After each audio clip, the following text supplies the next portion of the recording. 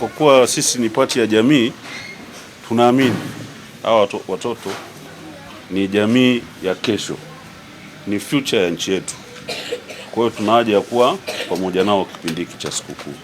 Vile vile ni walipa kodi wa kesho, ni wafanyakazi wa kesho wa serikali, wa taasisi tofauti pamoja na taasisi yetu ya TRA.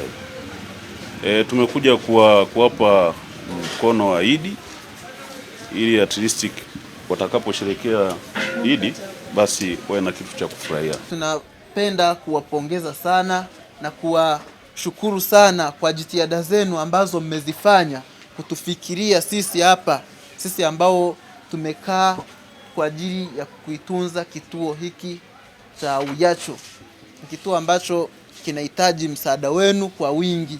Ni mengi ambayo tunahitaji kutoka kwenu, ni vitu vingi ambavyo vinahitajika, lakini kile kinachopatikana sisi tunashukuru hicho, kwa sababu tunawatunza watoto hawa kulingana na wale ambao wanawiwa. Na washukuru sana, Mungu ndiye atakao walipa. Hapa na mimi mnaponiona nimevimba miguu hii, naenda na fimbo sasa hivi nimezeeka. Niko hapa nahangaika na hawa, ungekuwa mmewaona wametoka mashuleni ungeona niko hivi na Mungu, lakini muamini Mungu ndiye ananisaidia, maana nitakuwepo.